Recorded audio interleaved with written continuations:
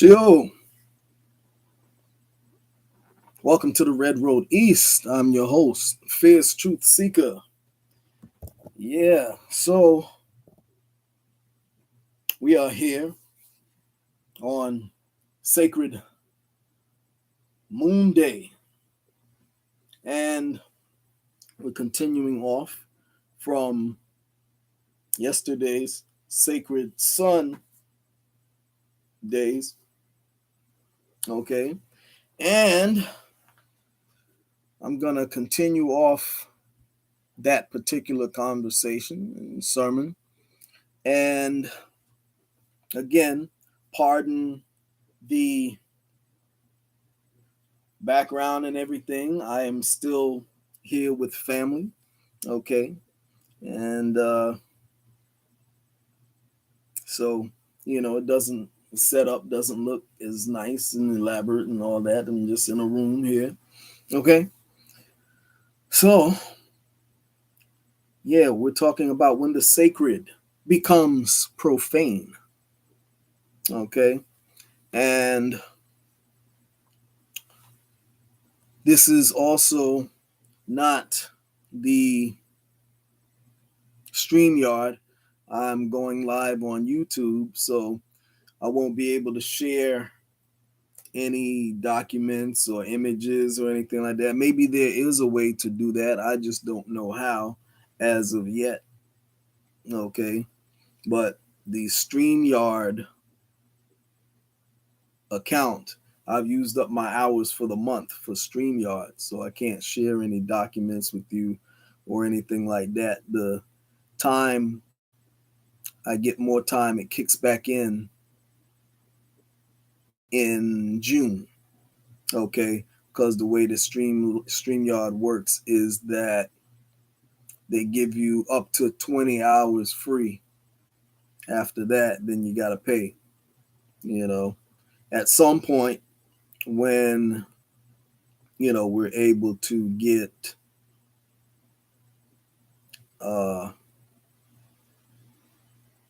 financially ready to do that, we will have a paid account on StreamYard, and I can be with y'all for a longer period of time and share more stuff with y'all.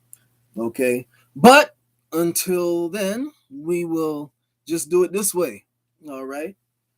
And let's see here. Before we get started, which we're about to do in a second, I am leaving in the chat. Give me 1 second here.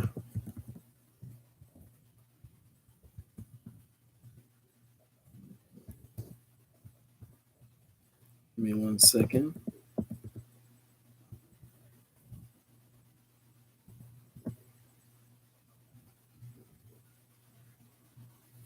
Let me make sure I got this right here.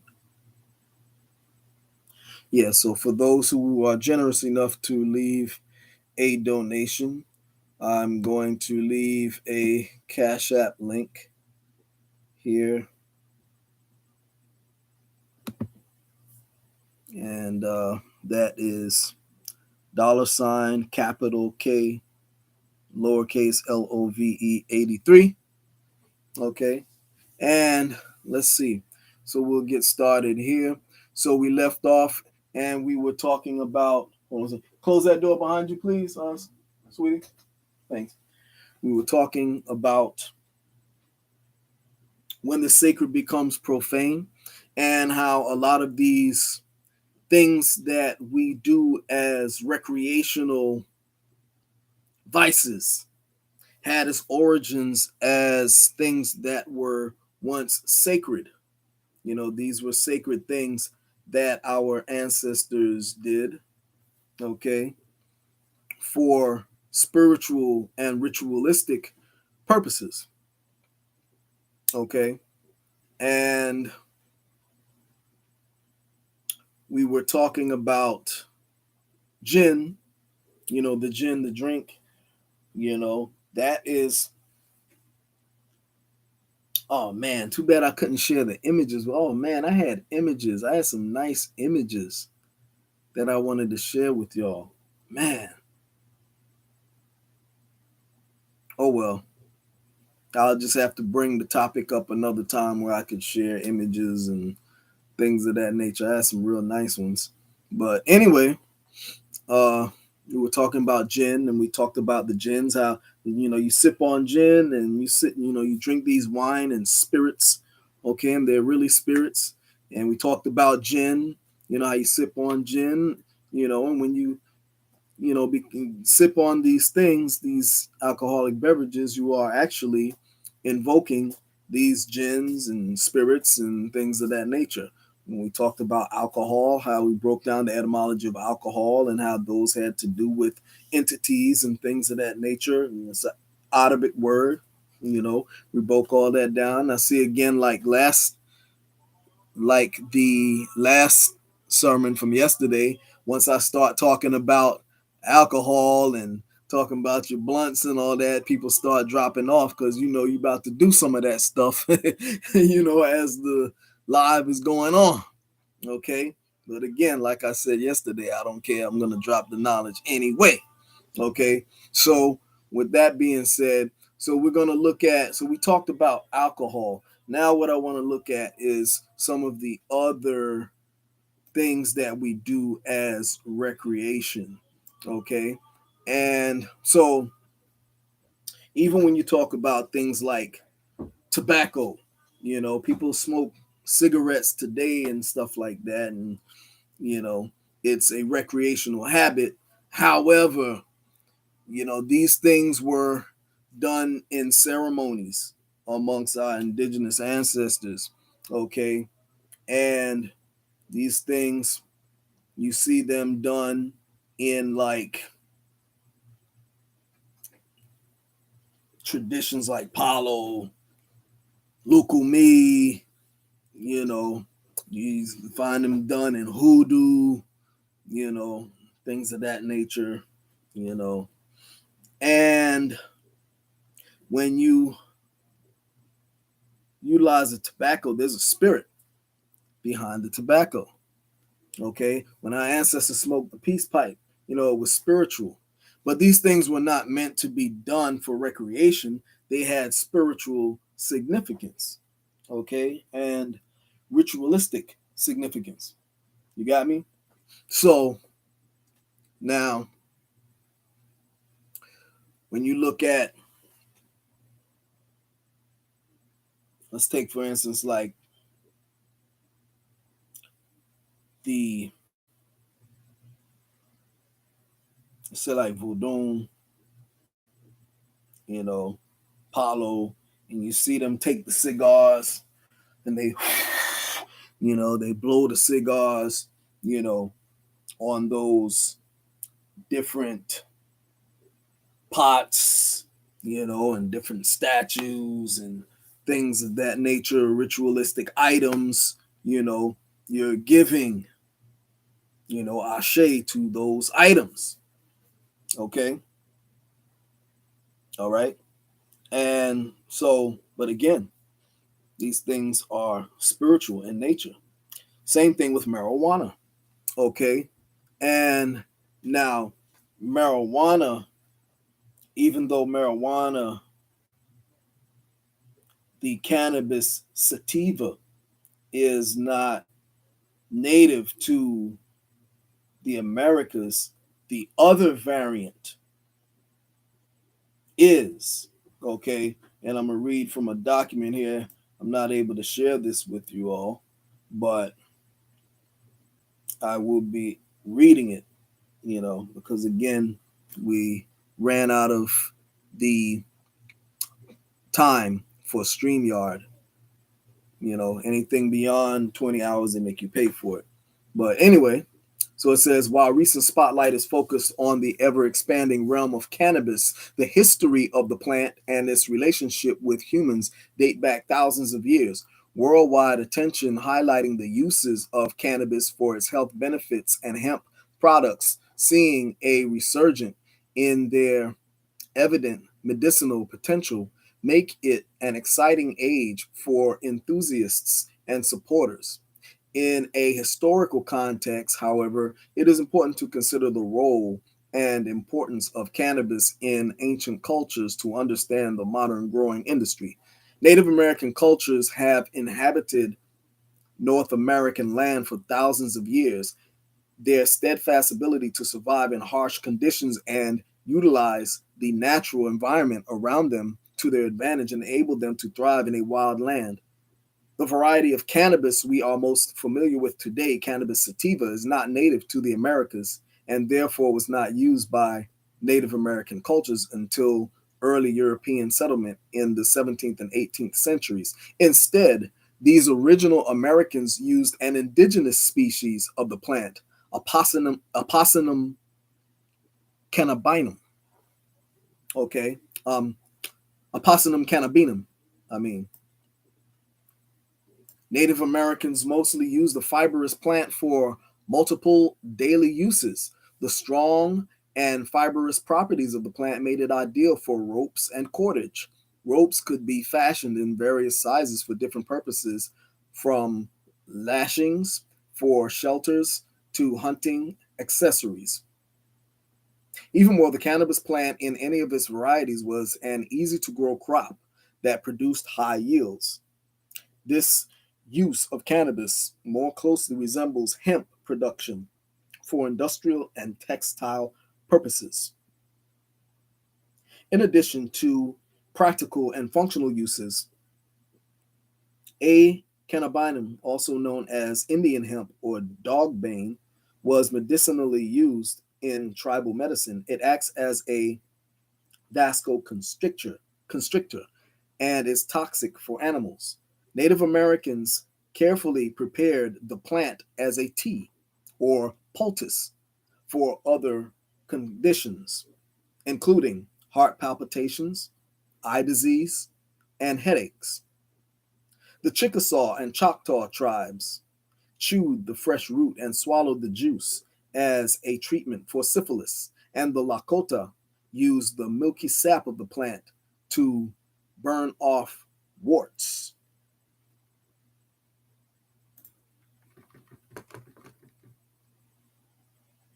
According to personal accounts, there were also some tribes who smoked cannabis as part of sacred ceremonies for meditation like purposes. Cannabis was not only a plant smoked in this manner, with tobacco often being considered far more sacred and popular. Okay, so there we see cannabis was used for sacred purposes, not for uh, just sitting up getting high. They use it for meditation and use it for spiritual ceremonies. Okay, so I also would like to say that after we finish this live, we'll be doing another live after this. Okay, and we'll be talking about continuing the discussion of Moors and Indians and the innocence of Marcus Garvey for all charges accused of being accused. Okay, so anyway, continuing on. So even when you talk about things like gambling, okay, gambling, people have gambling addictions. Okay. Oh well, before we let me stop before we go on with gambling. I want to. There's some other things I wanted to add on to the conversation of tobacco and alcohol. So those are see when you take those sacred traditions and you make them recreation, then a blessing or a blessing becomes a curse.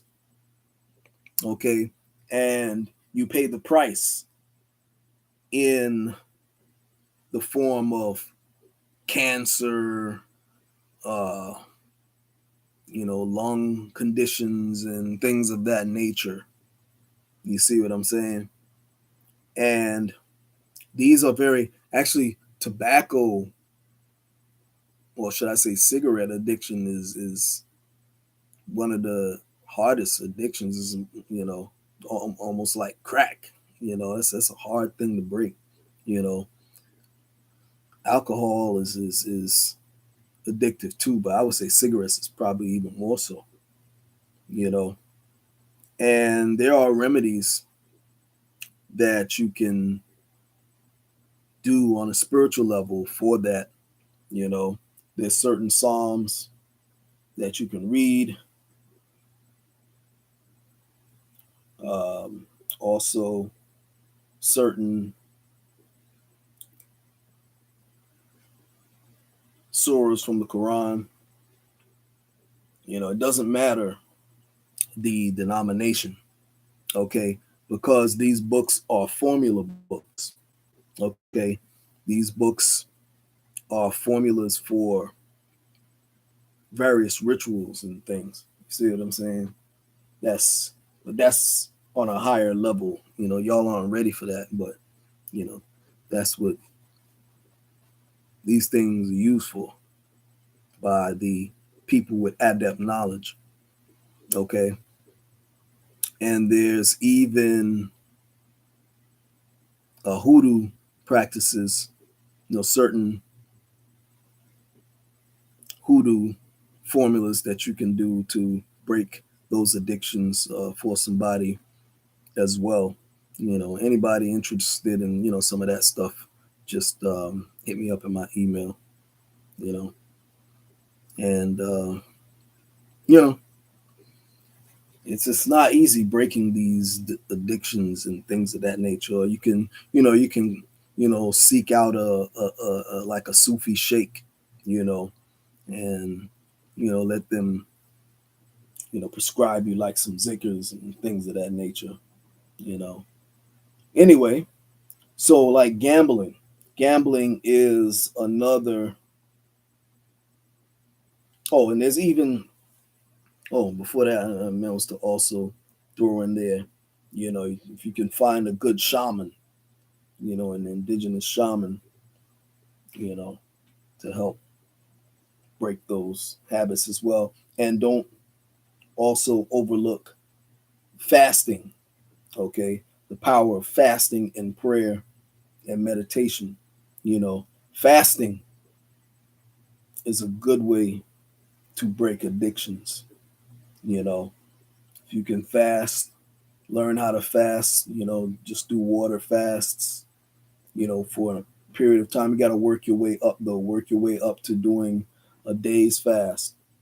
Even if you can't do a day, do half a day. Then once you get used to doing half a day, work your way up to doing a whole day fast. When I say day, I'm talking about day and night, 24 hours. Okay.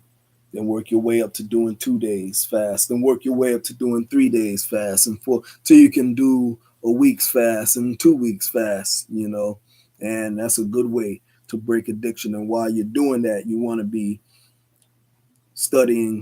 reading some type of scriptures, reading some type of surahs, you know, uh, whatever your particular religious persuasion, you can look to the particular scriptures that are prescribed for those particular addictions, and they have them in each tradition. Okay. So, I'm not trying to tell you to become part of any religion, because you got to remember, you got to go beyond the religion and get into the scientific aspect of these spiritual practices. Those are good for when you're in the infant stages, but as you start to learn more and get more knowledge, you'll see that there is no such thing as religion. All these religions have a an esoteric side and an exoteric side. Okay, so you get beyond that. Those who are really adept know that you can pick up any holy book and you can know how to use that holy book for power. Okay, and for remedy. Okay, so with that being said, so I want to get on to gambling. Okay, so gambling, that's another addiction. Okay, and gambling also among indigenous peoples right here in North America, gambling was used for certain religious and spiritual purposes. Okay, take for instance among the Hurons. Okay, the Hurons, they did they did gaming and gambling for spiritual purposes. Okay, when you take these things and you make them secular, it's no longer sacred. You see what I'm saying? It's no longer sacred. So these things become a curse. You see what I'm saying? It becomes a curse. You see? So that's why I titled the sermon, When the Sacred Becomes Profane. Okay? How undermining the indigenous traditions lead to chaos, confusion, and things of that nature in the community. Okay? So you want to break away from doing these things for vices and do your research on what the spiritual significance of those things were. Okay? And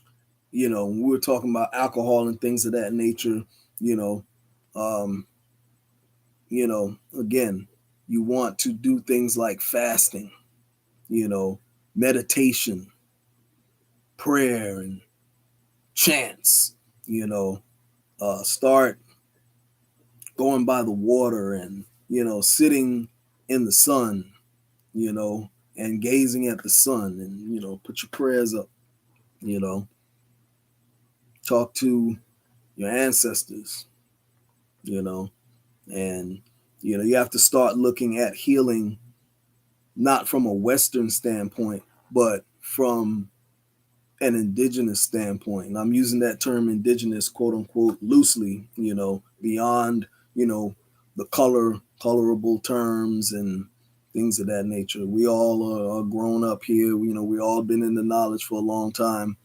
Well, most of us, here now, we know that these are colorable terms. We're just speaking loosely among the family right now. Okay. So I want to look at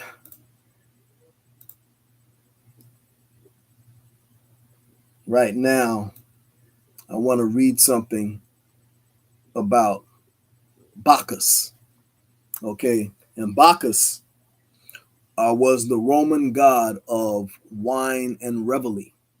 Well, I'm sorry, revelry. Okay. And Bacchus, Bacchanal. Okay. You're talking about the same thing. And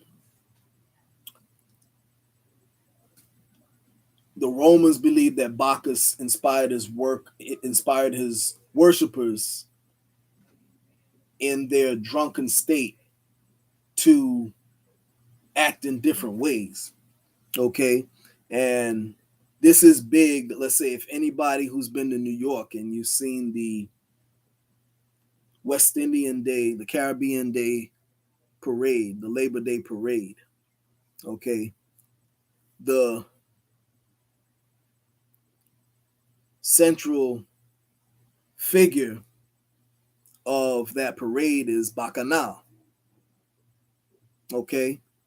And that's why you see people out in the parade, they it's very festive, a lot of promiscuous type dancing and things like that, because that is the spirit behind that. Okay, I'm not knocking the parade or carnival or anything like that, you know, but at the same time, there is an entity behind these things, especially if, you don't know how to control yourself. You know, the West Indian Day Parade out here in New York, it used to be a joyous occasion, but nowadays, you don't even want to go out there because every year somebody's getting killed. Okay, every year somebody gets killed. At least one person gets killed out at the Labor Day Parade out on Eastern Parkway out here in New York. I stopped going because it's just, it's just ridiculous, you know. So, just wanted to drop that on you and finish up that particular sermon, okay? And right about now, what we're going to do, let's look at who we have here in the chat. And yeah, we have here Free Hawk. Hey, Shoo, Free Hawk. How's it going? Yeah, we just here, Sacred Moon Day, Sacred Sundays, just here because we have to, if you're gonna, call yourself Aborigine, things of that nature, you're going to have to know something about the culture, the spirituality, and things of that nature. So we can't just talk history. You know, we have to deal with some other aspects. And we definitely have to deal with the spiritual, okay, and have that discussion, okay. So that's why we have these sacred discussions, okay. And even though we only have 3-4 people in the discussion, by the way, those who haven't done it yet, hit the like button. It doesn't cost you anything to hit the like button. And those who haven't subscribed, subscribe. And, you know,